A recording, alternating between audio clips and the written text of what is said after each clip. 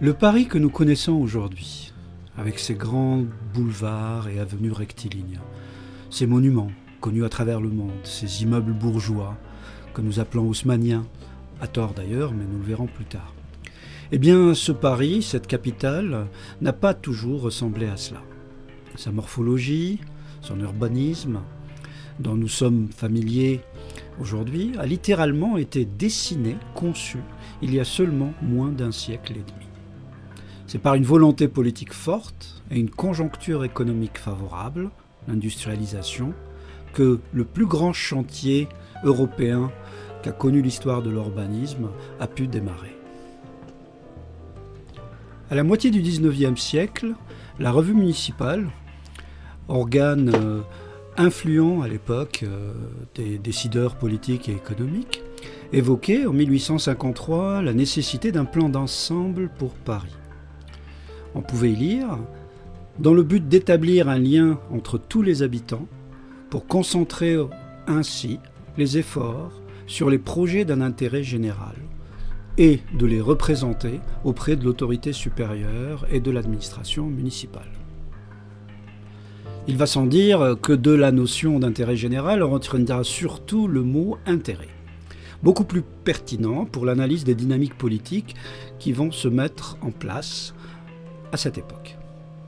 Napoléon III, à la tête du pouvoir français, à cette époque, était très impressionné par les travaux de modernisation du Londres victorien. Il va lancer alors une grande démarche d'ensemble pour modifier radicalement la capitale parisienne sur le plan urbanistique, politique, administratif et industriel. Il ne faut pas oublier que la révolution industrielle, commencée en Grande-Bretagne, était à l'époque largement en avance sur ce qui se passait en France. Napoléon III va nommer des commissions qui vont être composées d'experts, mais aussi de représentants municipaux et de représentants de propriétaires et d'industriels. Va alors s'engager un subtil jeu d'influence pour orienter les discussions de mise en œuvre. On peut lire, toujours dans cette revue, la revue municipale, en 1850 et en 1851, les quartiers de la cité de l'hôtel de ville, des marchés, autrefois si malsains, sont percés aujourd'hui de larges voies publiques dans lesquelles circulent l'eau et la vie. En conséquence, l'émigration de la population aisée s'accroît avec une effrayante rapidité, et à mesure qu'elle s'opère, la population pauvre des autres quartiers, chassée d'eux-mêmes par les améliorations et les embellissements qui s'y accomplissent, vient se réfugier en quelque sorte dans le 12e arrondissement. N'est-il pas à craindre, en la laissant privée de toute espèce d'amélioration, que la richesse de sa rivale s'accroisse en proportion de son indigence? Nous n'ayons dans un temps peu éloigné deux villes à Paris, la cité des riches et la ville des pauvres. Étonnante clairvoyance, n'est-ce pas, quand on sait de quoi ce cours parle. De plus, il est ironique de savoir que le 12e arrondissement, comme aujourd'hui le 19e ou le 18e, était un arrondissement périphérique. En effet, à l'époque, Paris ne comptait que 12 arrondissements. Ce qu'il faut savoir à ce stade, nous sommes en 1850 et 51, la situation dont parle la citation extraite de cette revue, montre déjà que, en fait, des travaux de moyenne et petite ampleur, mais suffisamment importants pour bousculer la morphologie sociale de la ville, avaient déjà été entamés sous Napoléon Bonaparte, Napoléon Ier, qui, je le rappelle, est l'oncle de Napoléon III. Donc, ce que nous dit cette revue, qui est la dynamique de séparatisme social qui commence à se voir, basée sur l'appartenance socio-économique, le rapport au travail, le rapport au capital, à travers les lieux de logement, les lieux de jouissance de la ville, allait s'amplifier, s'accélérer sous Napoléon III, lui donnant une dynamique qui ne s'arrêtera plus jamais, à Paris et ailleurs, et qui va être l'objet principal de ce cours. Par ailleurs, la question des arrondissements est totalement liée à la question du chantier ouvert par Napoléon III de l'agrandissement de Paris. car comme je le rappelais plus tôt, la question du pouvoir administratif et politique est essentielle pour pouvoir mener à bien cette vision de la ville, mais qui est avant tout, et ça il faut vraiment l'avoir en tête, une vision et un projet de société inscrit dans la dynamique de la fin du 19e siècle, début du 20e siècle, qui est l'essor accéléré du capitalisme industriel.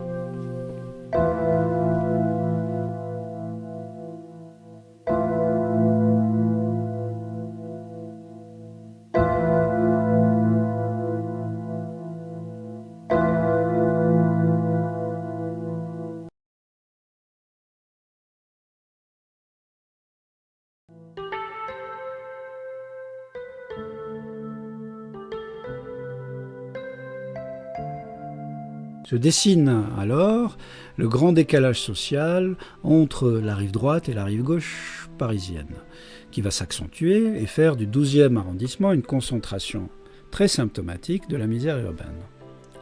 On lisait toujours dans la revue municipale, le 16 mai 1850, décidément cette revue est une vraie mine documentaire pour les gens ou les chercheurs qui s'intéressent aux questions d'urbanisme parisien, en tout cas dans sa conception historique. Donc on y lisait, pendant l'épidémie qui vient de décimer la population parisienne, dans un seul jour, le 12e arrondissement a compté à lui seul plus de victimes que les 11 autres réunis. De quelle épidémie nous parle-t-on ici ? On parle de l'épidémie de choléra, et un peu plus tard, début du XXe siècle, les épidémies telles que celle de la tuberculose, qui évidemment touchait de plein fouet les concentrations de misère et de précarité sociale. Et d'ailleurs, ça me fait penser à l'épidémie de Covid actuelle.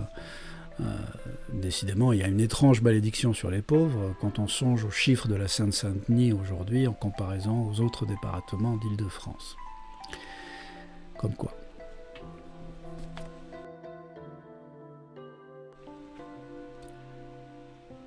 Les commissions mises en place par Napoléon III mettent donc en œuvre une méthode articulée autour de l'inventaire des besoins, l'évaluation de l'espace urbain disponible et le recours à une lecture historique du développement de la ville afin de garantir un semblant de cohésion de développement. Il y a donc ici une forme de volonté d'approche de la globalité urbaine, du moins sur le plan de l'écrit empirique, une vision rationaliste de la distribution contrôlée de la population va émerger.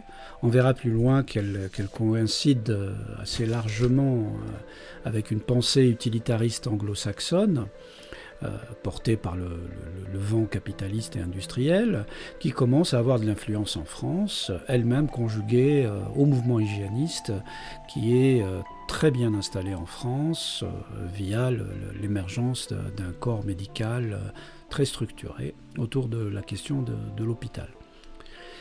Mais ça, c'est un autre cours.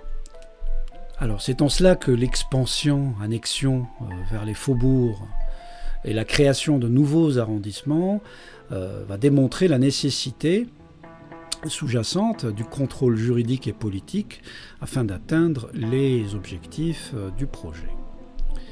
En fait, c'est une annexion pure et simple des communes, totalement ou en partie, des communes limitrophes, dont les arrière-pensées de contrôle politique et fiscal sont bien sûr évidentes. Je veux dire, la question des ressources financières pour financer le projet, mais aussi pour que l'État puisse avoir une source importante budgétaire, sont bien évidemment très présentes. À côté de cela, il y a la question du contrôle politique, car la question du conflit latent entre l'économie des faubourgs parisiens et celle de la ville-centre est un vieux problème que l'État compte ainsi résoudre. Et d'ailleurs, très vite, les visions politiques d'Haussmann, qui est appuyées par évidemment Napoléon III, vont ouvertement aller dans ce sens, et ainsi le gigantesque chantier qui va s'ouvrir va en réalité clairement se poser à deux niveaux. Évidemment, le niveau le plus visible, qui est la destruction-reconstruction de Paris, le chantier physique, mais aussi le chantier politique de redistribution des cartes.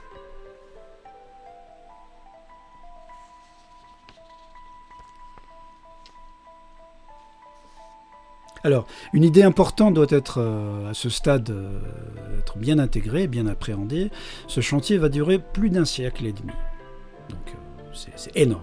Et les dynamiques sociopolitiques et socio-économiques qui l'ont soutenu n'ont en réalité jamais disparu. Ce que je veux dire par là, c'est que ce processus est toujours en cours, il a juste changé d'échelle. On y reviendra plus tard dans le cours. Par ailleurs, ce projet, comme aujourd'hui, va mettre en tension des intérêts politiques locaux, même si globalement, à l'époque de Napoléon III, ils partagent tous le même intérêt économique, le développement industriel, capitaliste, le développement rationalisé et administré de cette industrialisation. Napoléon III, en 1859, par décret, va confier au baron Haussmann, au préfet Haussmann, qui était donc un préfet fort apprécié, grand serviteur de l'État, très efficace, les rênes du chantier. Alors, ce que j'entends par chantier, ce n'est pas tellement seulement, le chantier physique, le chantier de construction, mais également le chantier politique et budgétaire, ce qui est très important. Et on verra en quoi la question de l'annexion des communes limitrophes de Paris se révèle importante, parce qu'à l'époque, la fiscalité n'était pas comme aujourd'hui organisée au niveau national, mais il y avait un partage de types de fiscalité selon les zones et les découpages administratifs. En cela, les communes limitrophes échappaient à la fiscalité de la préfecture de la Seine, donc qui administre Paris, et l'annexion va permettre, si je puis dire, la mainmise, de faire main basse sur le fameux octroi, c'est-à-dire cette fiscalité qui est posée sur l'ensemble des recettes et marchandises circulant de et vers Paris. Par ailleurs, un enjeu politique majeur et sous-jacent dans la démarche d'annexion, c'est prendre aussi le contrôle politique des communes des faubourgs. Mettre la main sur les recettes fiscales, l'octroi, bien évidemment, est important. Je rappelle qu'à cette époque-là, il n'y a pas de maire de Paris, que l'autorité est celle de l'État, qui est représentée par le préfet de la Seine, donc ça a une importance majeure. Et les communes limitrophes et leur population étaient souvent considérées comme, je cite, de véritables parasites qui vivent de la vie des villes sans en supporter les charges. Et ça, c'est Haussmann lui-même qui le dit, dans ses mémoires en l'occurrence. Nous allons aussi voir qu'à cette époque, et jusqu'à aujourd'hui, la question de la distribution-sédentarisation des populations via le logement est une autre question sensible.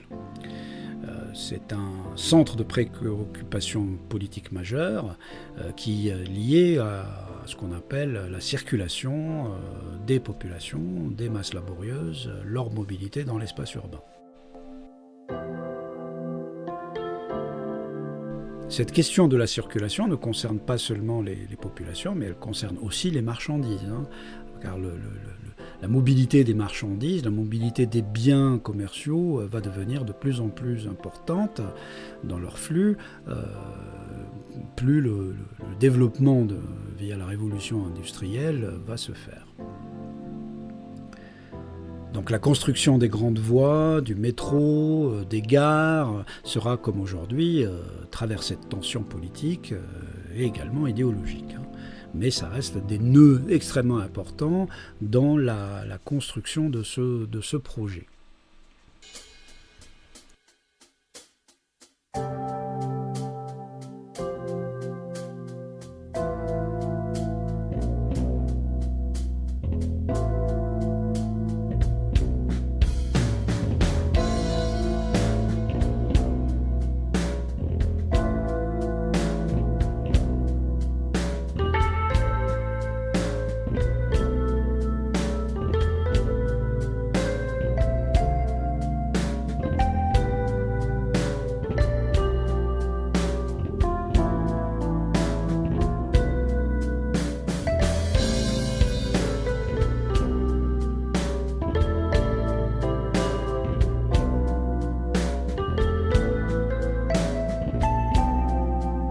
Une autre préoccupation majeure va porter sur l'anticipation des nuisances dues à l'industrie, car la question de la pollution était extrêmement importante à l'époque, principalement via la problématique des odeurs et des fumées. Alors, ce qu'il faut savoir, c'est que ce n'est pas vraiment une approche écologique au sens d'aujourd'hui, mais plus une question de confort pour l'habitant, en l'occurrence l'habitant qui a un pouvoir de décision, n'est-ce pas ? C'est-à-dire ce qu'on va appeler rapidement les beaux quartiers. Alors cette sensibilité, entre guillemets, cette sensibilité écologique, va quand même être nuancée, bien sûr, quand l'intérêt économique doit prévaloir. On peut ainsi entendre un certain nombre d'élus de l'époque qui sont très favorables au milieu de l'industrie et qui sont de facto assez majoritaires dans la représentation nationale, qui vont s'élever contre des restrictions juridiques qui auraient pour objectif de mettre un terme, ou en tout cas de réduire les pollutions industrielles. Ainsi, un certain Alexandre Adolphe Paten, conseiller radical socialiste du quartier du 12e arrondissement d'ailleurs, en 1900, bien plus tard, mais ça symbolise bien l'état d'esprit de l'époque, va donc dire « Monsieur le secrétaire général de la préfecture de police, quand il s'agira des industriels du quartier de Charonne, dites-vous bien qu'un filet de fumée ne nous gêne pas, qu'il ne fera mourir personne. » Charles Fortin, conseiller municipal du quartier de Chaillot, qui par ailleurs est lui-même industriel, dira « Si j'ai demandé que dans les quartiers de Chaillot on se montre sévère, je voudrais que dans les quartiers industriels on n'exagérât pas des prescriptions qui pourraient gêner le travail. » On aura compris ici que Chaillot, commençant à devenir déjà un lieu résidentiel bourgeois, ce qu'il désigne par quartier industriel, c'est bien évidemment la concentration de logements autour de l'industrie naissante qui est particulièrement ouvrière. D'ailleurs, la solution se trouvera d'elle-même, puisque on va vite comprendre que, ce qu'on sait déjà d'ailleurs, que le vent souffle principalement sur le bassin parisien et sur Paris, plutôt d'ouest vers l'est, et donc de ce fait va porter massivement les fumées et les nuisances olfactives plutôt vers l'est parisien, et donc déjà on va spécialiser la distribution de la population parisienne plutôt vers l'est en ce qui concerne les populations ouvrières et précaires, et sur l'ouest et on va dire une partie du centre, les populations les plus aisées, les plus bourgeoises.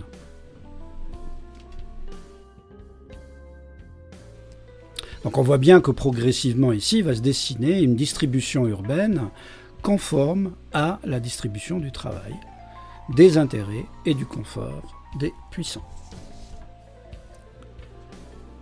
Ce parti pris global en faveur de l'industrie dans l'espace de la ville va être rejoint dans sa demande par celle des représentants ouvriers parisiens. Ils n'étaient pas nombreux, mais ils étaient quand même suffisamment représentés pour faire entendre leur voix. Et eux ne voulaient pas non plus que le travail industriel s'échappe de la ville.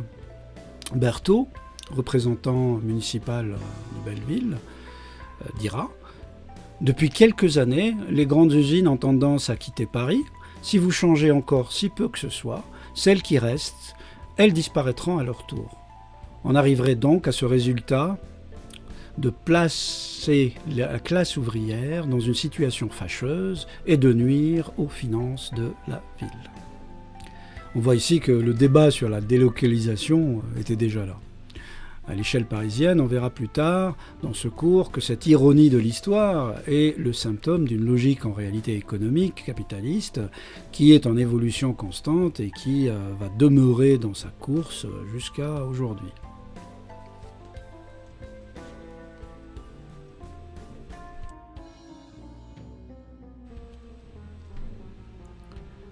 Donc, le texte législatif du 16 juin 1859 va officiellement ouvrir les festivités. il sera baptisé « Loi sur l'extension des limites de Paris ». C'est l'acte de décès de 11 communes qui perdent ainsi leur influence politique en permettant la mainmise sur les recettes fiscales, comme je l'ai dit antérieurement, et le contrôle administratif et politique sur les populations qui ont toujours été considérées comme suspectes de subversion latente par le pouvoir central.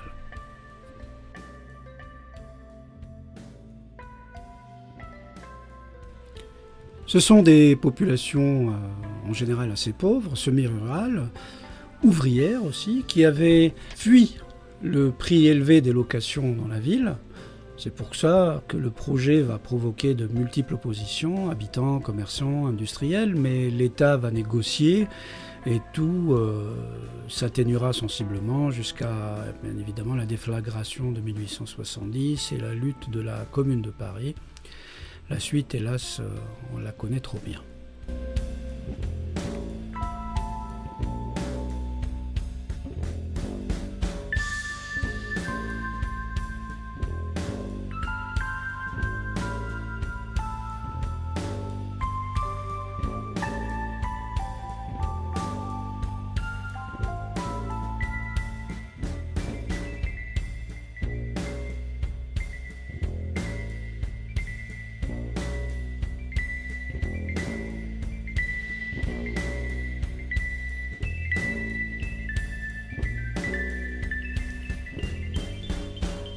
Mais revenons en arrière. Donc en 1859-1860, l'argument central, l'argument majeur, le justificatif principal destiné à la population, mais qui a un fondement qui est réel tout de même, c'est l'argument de l'amélioration de la voirie parisienne, l'amélioration et l'assainissement de la ville de Paris dans son ensemble.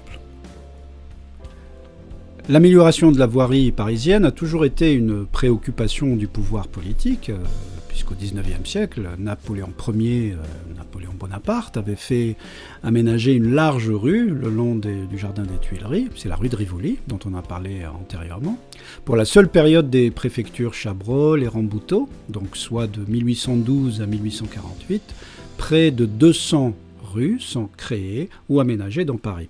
Ce qui explique un petit peu les bouleversements qui avaient déjà eu lieu et dont j'ai parlé plus tôt dans ce cours. Mais tout cela est insuffisant car la croissance de Paris est exponentielle et rend les besoins immenses.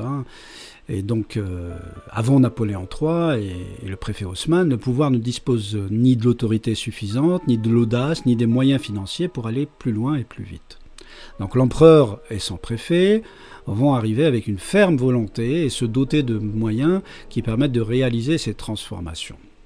Ils vont pour cela s'appuyer sur une loi, la loi d'expropriation pour cause d'intérêt public du 3 mai 1841. Une loi qui a été déjà utilisée, mais pas à grande ampleur, qui va être appelée la loi Rambuteau. Cette loi sera particulièrement efficace dans l'application des systèmes de l'élargissement et de la percée.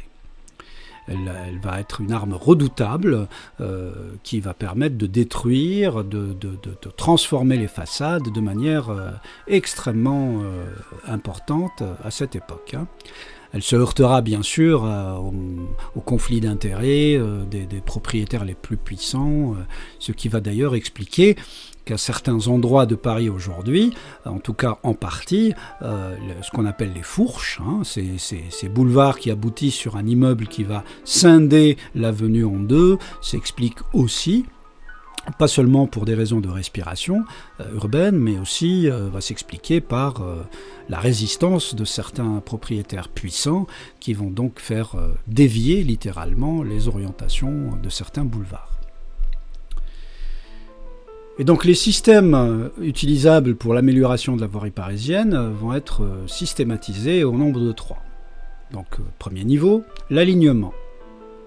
Il s'agit simplement d'exiger que toute reconstruction se fasse en retrait de la voirie qui existe et sur la limite fixée par le nouvel alignement, généralement fixé par des immeubles déjà construits en retrait. Deuxième niveau, l'élargissement. Cette opération concerne des voies existantes dont l'élargissement est souhaité. Elle consiste à parvenir à un élargissement de la voie en reculant les façades existantes sur un côté ou sur les deux côtés. Cette opération se fait soit avec la collaboration des riverains, les immeubles sont reculés quand ils sont reconstruits, soit par la voie de l'expropriation dont j'ai parlé pour cause d'intérêt public. Dans le premier cas, et comme pour l'alignement, le délai est évidemment extrêmement lent. Dans le second, il peut être onéreux, car on exproprie des propriétés par définition bâties. Dès avant l'arrivée d'Haussmann, cette technique de l'élargissement avait été pratiquement abandonnée et de nombreuses rues parisiennes présentent encore aujourd'hui l'aspect irrégulier de voies à l'élargissement interrompu. Et ensuite, le niveau 3, la percée. Cette opération ignore les voies existantes et en trace de nouvelles en passant derrière les bâtiments en place, c'est-à-dire dans des zones généralement pas ou peu construites. L'élargissement vers les faubourgs, vers les nouvelles communes qui sont peu construites en majorité, va permettre de développer de manière assez rapide les concentrations de bâtiments et les nouveaux boulevards qui vont être créés.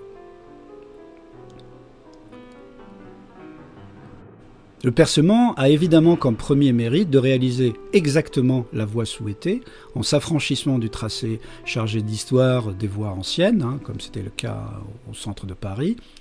Le percement concerne principalement des terrains à usage agricole ou en friche, dont la valeur est moindre que celle des terrains longeant les voies existantes. Une expropriation est faite pour installer la nouvelle voie et toutes ces infrastructures des modernes, les égouts, les adductions d'eau, lampadaires, enfin tout ce qui est mobilier urbain, fontaines, arbres, enfin tout ce qui fait le charme de Paris aujourd'hui, même si un grand nombre de ce mobilier a été soi-disant modernisé aujourd'hui et a quelque peu défiguré ce qui faisait l'âme du mobilier urbain de cette époque. Donc de part et d'autre de cette nouvelle voie, une large bande de terrain est ainsi libérée par l'expropriation et morcelée en lots vendus à des promoteurs. Donc on voit que dans ce grand chantier, la spéculation immobilière et les conflits et enjeux d'intérêt vont être dans une dynamique extrêmement puissante. Donc ces promoteurs vont choisir des architectes qui, sous le contrôle des architectes de la ville, édifient les immeubles, souvent pour mieux imposer son style. La ville se réserve des immeubles situés au carrefour et va donner ainsi le style qu'on va appeler haussmannien, mais qui en réalité est un style qui va se concrétiser et s'affiner plutôt sous la Troisième République, c'est-à-dire au début du XXe siècle.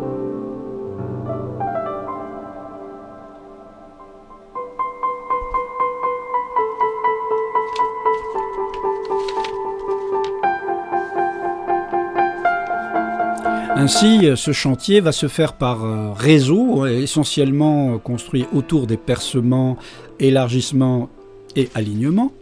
D'accord ? Donc, je veux dire, là, le double décimètre va jouer à plein régime sur les cartes, n'est-ce pas ? Et donc, on va avoir le premier réseau qui va se construire entre 1852, c'est-à-dire ce qui avait déjà été commencé avant l'ouverture du chantier haussmannien, et se poursuivre à partir de 1859-1860. Les réalisations principales vont être le boulevard de Strasbourg, le boulevard de Sébastopol, le pont au Change, le boulevard du Palais, le boulevard Saint-Michel, le prolongement de la rue de Rivoli, les boulevards Saint-Germain, le pont de Sully, les boulevards de Port-Royal et de Saint-Marcel, rue de Rennes, rue Monge, rue Gay-Lussac, l'actuelle avenue Foch, etc. C'est immense. Déjà, rien qu'en disant ces noms-là, on voit bien que c'est le Paris que nous connaissons aujourd'hui qui est en train de prendre forme. Et puis nous avons le deuxième réseau, qui va donc démarrer réellement sous Haussmann à partir de 1959 et jusqu'à 1867. Il va comprendre environ 26 km. Et sur la rive droite, on va avoir l'ouverture de l'actuelle place de la République, le percement du boulevard Voltaire, du boulevard Magenta, de la rue Turbigo, la place de l'Europe, le désenclavement, modernisation de la gare Saint-Lazare, et ainsi que d'autres gares, le boulevard Malesherbes, le quartier Monceau, l'aménagement de la place de l'Étoile et des avenues autour, l'avenue d'Auménil, l'aménagement et l'écrasement de la colline de Chaillot, le percement de l'avenue Georges V, la rue Marbeuf, etc. Et sur la rive gauche, on va construire les avenues Bosquet, la prolongation de l'avenue de la Tour-Maubourg. On va créer le boulevard Saint-Marcel et le boulevard du Pont-Royal. On va ouvrir le boulevard Raspail, etc. Et on va détruire, ça c'est très important, une modification très importante dans le quartier de la Cité, puisque c'est par essence le quartier le plus insalubre et le plus populaire au centre de Paris, qui va totalement disparaître au profit de ce que nous connaissons aujourd'hui et la construction de la préfecture de Paris, du tribunal, etc., etc. Et enfin, nous avons le troisième réseau qui va s'étendre entre 1869 et 1925, c'est-à-dire pratiquement, on arrive à la moitié du XXe siècle. Donc le troisième réseau va être décidé en 1967 et on va avoir sur la rive droite le réaménagement des Champs-Élysées, prolongement de la rue Caulaincourt, le parsement de Châteaudun, etc., etc. Et on va enfin également construire l'Opéra Garnier, qui va être inauguré en 1875. Voilà. Donc 5 ans après la Commune. On va achever l'avenue de l'Opéra, on va achever le boulevard Henri IV, on va achever l'avenue de la République, le boulevard Raspail, on va prolonger le boulevard Haussmann à partir de la place Saint-Augustin, on va relier le quartier de l'Opéra à celui de l'Étoile, on va créer la place du Trocadéro actuelle, etc., etc. On va percer le boulevard Saint-Germain.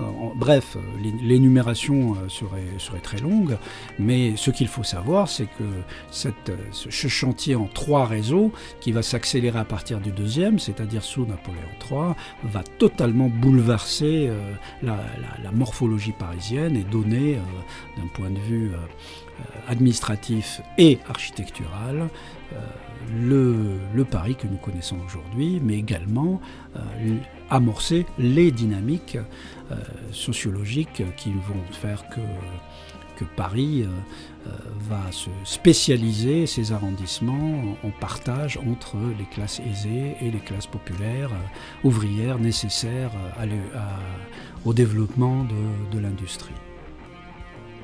À ce titre, d'ailleurs, Napoléon III va être un précurseur, puisqu'il va créer, dans cette optique de distribution contrôlée de la population, ce qu'on va appeler les cités Napoléon, qui sont en fait des lotissements de logements qui vont permettre de loger les masses ouvrières sur Paris de manière à les circonscrire dans l'espace. D'ailleurs, ces cités vont être principalement les ancêtres des HLM, des cités populaires qui vont se développer tout au long du XXe siècle plus tard. D'ailleurs, aujourd'hui, quand vous vous promenez à Paris, vous avez ce type de cité napoléonienne qu'on ne voit plus, parce qu'on ne sait pas ce que c'est, ce que ce fut. Et on les reconnaît à des grilles d'entrée qui aujourd'hui permettent juste de fermer et de sécuriser des logements qui deviennent de plus en plus bourgeois, enfin en tout cas destinés à des classes moyennes supérieures, par le jeu de la spéculation immobilière, mais ça fera partie de la prochaine partie de ce cours. Et d'ailleurs, à cette époque-là, ces grilles servaient à enfermer les ouvriers à partir de 22h, et vous aviez la maréchaussée qui passait pour vérifier que c'était bien verrouillé et que les ouvriers étaient à l'intérieur en train de dormir en famille et non pas dans les quartiers de débauche, les cabarets, etc. Nous reviendrons sur cette question quand on traitera de la question du logement social en troisième partie de ce cours.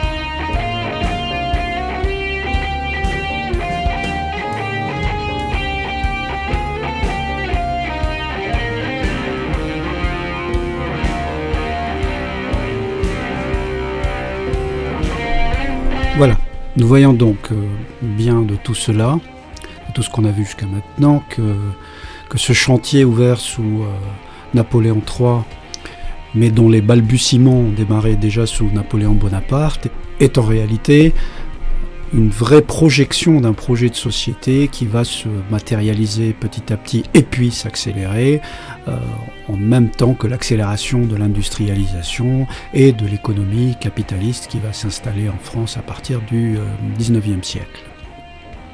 Paris va donc être impacté de manière assez massive dans sa sociologie, dans les dynamiques qui vont se mettre en place autour de la projection des populations sur le logement, mais aussi sur l'espace de la ville en général. Le lien avec la spatialisation du travail, c'est-à-dire là où les sources de travail vont se concentrer, puis se disperser, puis partir, nous le verrons progressivement, et qui vont impacter la manière dont les habitants vont chercher à se loger en fonction de leurs possibilités économiques, mais aussi en fonction de leurs possibilités de travail. Voilà.